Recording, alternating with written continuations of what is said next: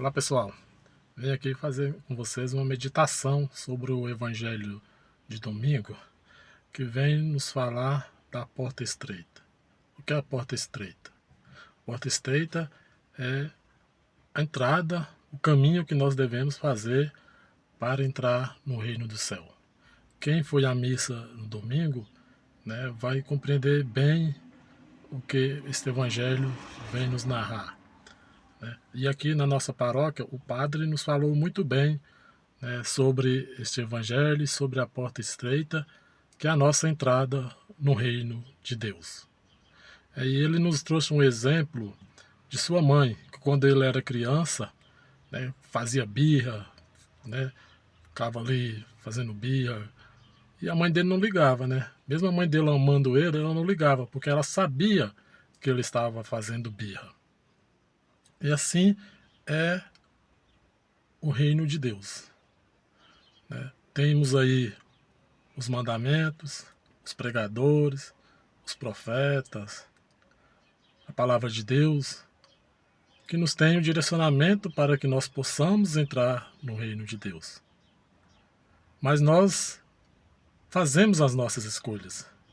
Muitas das vezes as nossas escolhas vai contra aquilo que é pregado, aquilo que é falado no Evangelho e aquilo que os padres, os pregadores, as pessoas que hoje nos trazem a palavra de Deus nos falam que é necessário entrarmos pela porta estreita para que nós possamos entrar no reino de Deus.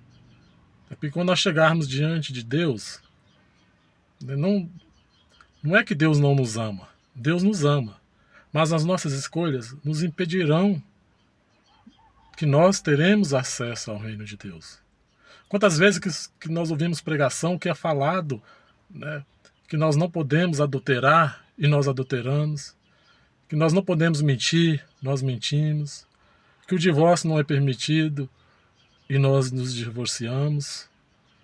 Quantas vezes que é pregado que nós não devemos faltar à missa e nós preferimos ficar no boteco, tomando a cachaça, ela enchendo a cara, e nós esquecemos do tanto que Deus nos ama, da misericórdia de Deus. E assim, o dia do nosso julgamento, que nós teremos que comparecer diante de Deus, não é porque Deus nos ama, Deus quer nos salvar nós todos, mas as nossas escolhas, elas não impedirão que nós teremos acesso ao reino de Deus. Ela vai nos impedir para que nós adentremos o reino de Deus, adentremos o céu. E isso é sério, amados irmãos. Isso é muito sério. E muitas das vezes nós estamos brincando. Nós achamos que isso é uma brincadeira, que esse aí é pregador que fica pregando, que fica falando. E nós não queremos isso para a nossa vida. Nós queremos viver a loucura desse mundo. E nós podemos ver os jovens. Quantas vezes nós pregamos para o jovem que o sexo foi feito para depois do casamento. Mas o que o jovem quer?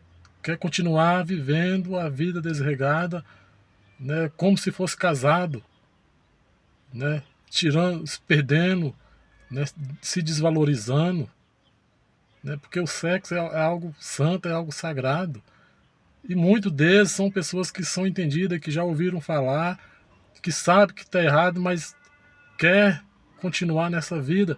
Se você, que está vivendo essas vidas, que está aí no adultério, que está aí na bebedeira, que está aí na drogadição, que está aí nos prazeres desse mundo, se divorciando, achando que isso não vai ter consequência. Talvez você não vai ver essas consequências aqui na Terra, ou até mesmo aqui já vemos as consequências, porque quando divorciamos, que temos filhos, os nossos filhos sentem isso, e isso afeta os nossos filhos, porque fica o pai por um canto, a mãe por outro.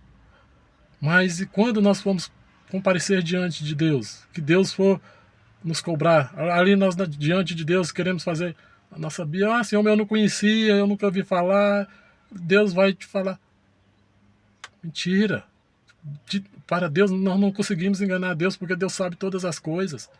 E nós podemos até pegar aquela passagem do do jovem, do homem rico e do pobre Lázaro, né, que o rico tinha tudo e Lázaro tinha nada, e ele não dava a Lázaro, né, quando Lázaro pediu o pão, ele não dava a Lázaro.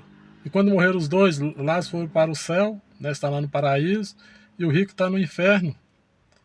E quando o rico vê, olha para cima, vê Lázaro lá no seio de Abraão, na glória de Deus, e ele sofrendo os tormentos da terra, sofrendo os tormentos do inferno, ele pede a Deus para que possa saciar um pouco o seu sofrimento.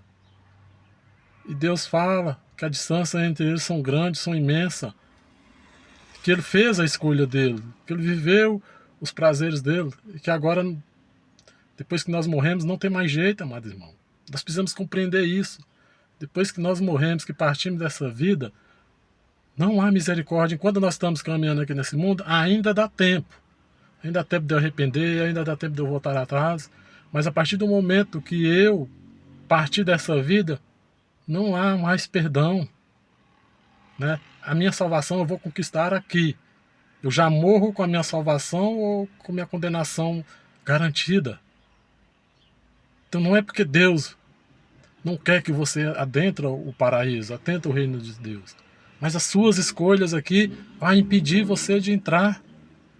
Então enquanto você aí está nessa vida, você jovem, que está nessa vida de prostituição, da sexualidade desregrada, saiba que se você morrer nesse pecado, você não adentrará a glória de Deus.